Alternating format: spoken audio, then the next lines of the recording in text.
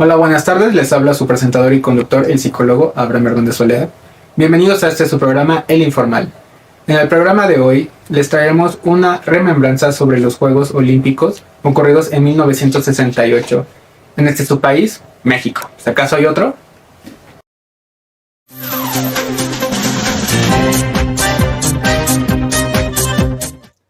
Iniciemos diciendo que los Juegos Olímpicos de México 1968, oficialmente conocidos como los Juegos de la 90ª Olimpiada, fueron un evento multideportivo internacional celebrado en la Ciudad de México, del 12 al 27 de octubre de 1968, teniendo lugar en el Estadio Olímpico Universitario.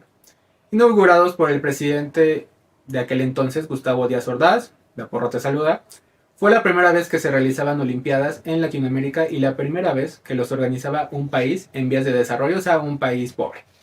En esa ocasión se rompieron un total de 23 récords olímpicos y compitieron 5.516 atletas de 112 países.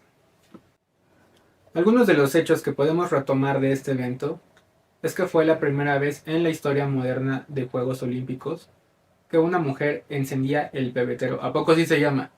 Siendo la mexicana Enriqueta Basilio, de 20 años de edad, competidora de atletismo en la prueba de relevos de 400 metros planos y en los 80 metros con vallas, el último relevo de la antorcha olímpica, quien corrió una vuelta a la pista y subió la escalinata hasta lo más alto de la tribuna del estadio para encender el pebetero y dar inicio a las Olimpiadas de ese año.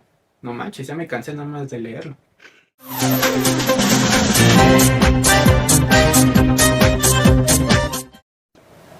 En esas Olimpiadas los mexicanos se pusieron por primera y única vez con la motivación para ganar como locales 9 medallas en total, siendo esas 3 medallas de oro, 3 de plata y 3 de bronce. Siendo ganadores de la medalla de oro Ricardo Delgado Nogal, en boxeo Antonio Roldán, también en boxeo, Felipe Muñoz Capamás en natación.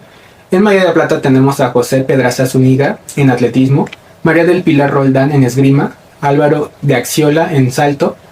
Y también en medalla de plata tenemos a Agustín Zaragoza en boxeo, Joaquín Rocha igualmente en boxeo, María Teresa Ramírez en natación. Podemos decir que este fue un año en el que al ser locales y no visitantes ganamos al menos 9 medallas, aunque como siempre Estados Unidos arrasó en estas competencias con un total de 107 medallas, a nadie le importa.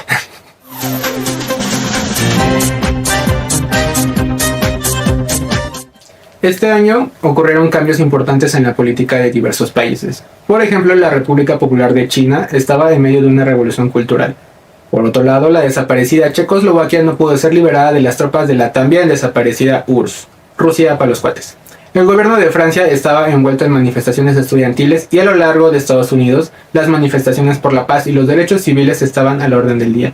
Y México tampoco se quedó atrás, ya que también hubo una oleada de estudiantes y profesores que se declararon en huelga y celebraron grandes concentraciones de protesta, reprimidas sangrientamente en la Plaza de las Tres Culturas. Como podemos ver, este también fue un año lleno de múltiples eventos políticos, pero el más sonado en estas Olimpiadas fue el Black Power. ¿Sí lo dije bien? Más allá de ganar medallas, los atletas afroamericanos se dieron a conocer con un acto de protesta racial. Durante la ceremonia de entrega de medallas, Tommy Smith y Juan Carlos para los que fueron a escuela de gobierno, ganadores de las medallas de oro y bronce en los 200 metros, levantaron un puño enguantado de negro y bajaron la cabeza cuando sonó el himno nacional de su país. Con esta acción protestaban contra la segregación racial en Estados Unidos y fueron expulsados de la Villa Olímpica. Eso me recuerda, yo también fui expulsado de la Villa. ¿De la Olímpica? No, acá con la Virgencita, es que somos bien católicos.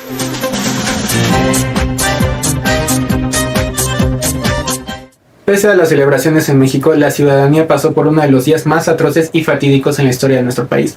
La masacre estudiantil en la Plaza de las Tres Culturas, en Tlatelolco, ocurrida el 2 de octubre de 1968, hecho que indignó, cicatrizó y traumó a la sociedad mexicana, como el sismo del 85, el del 2017, el México versus Holanda, la muerte de Chabelo, la muerte de Silvia Pinal. Aún no muere.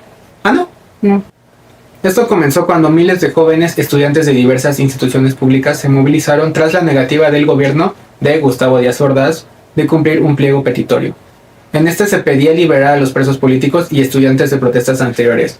El 8 de agosto del mismo año dio inicio a la huelga estudiantil representada por la UNAM, el Politécnico, la Escuela Nacional de Maestros y la Normal Superior.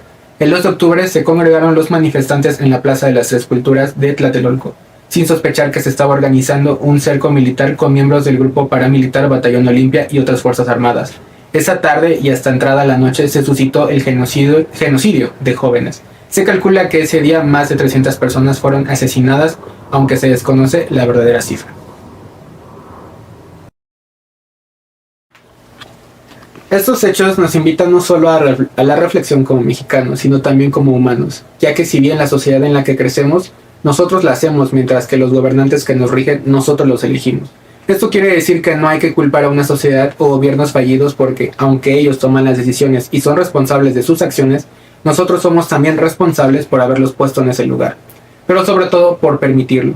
A diario todos los mexicanos, o la mayoría, se quejan en las redes por las fallas de nuestros gobernantes, pero nadie se queja o casi nadie se queja de nuestras fallas como sociedad. Reprobamos crímenes a diario, descalificamos y crucificamos a los gobernantes, los medios, empresarios y cualquier personalidad que se encuentre en las altas esferas del poder mexicano.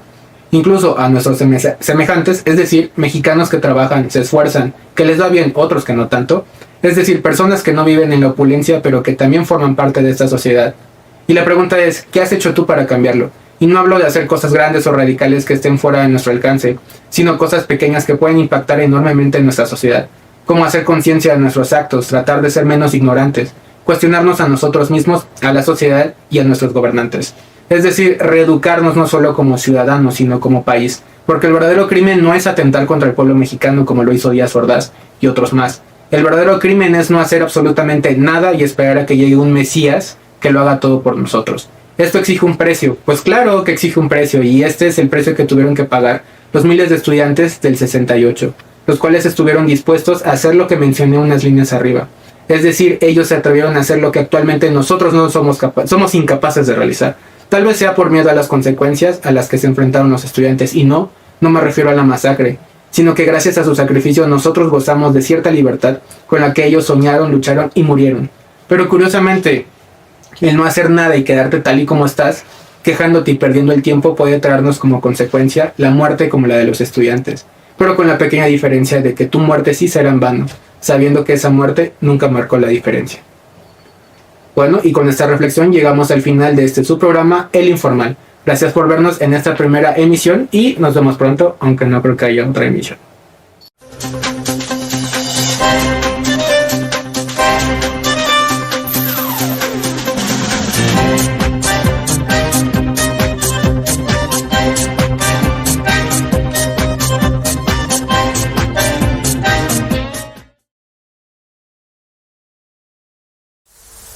La muerte de Juan Gabriel, y la de Pedro Infante, y la de María Félix, y la de la reina Chabela. Pero ya no era de aquí, ¿No? ¿no? Pues yo la sentía como mía. También la muerte de Joan Sebastián, Vicente Fernández, Polo Polo, López Tarso, las elecciones, el mundial, los salarios, el trabajo. No trabajas, Cállate, el rey Carlos, aún no muere. no le falta mucho. La Tigresa del Oriente, Diego Verdaguer, Nora Penal. Ya supéralo. Déjame, aún me duele, me quema, me lastima. Mis hijos, No tienes. pero algún día los tendré, sí. El Chabelo, Lo dijiste. la Chabela, No es de tu país. Cepillín, Nora Penal. Ah, ya me voy. Espérate, no me dejes solo. Ah, la Soledad.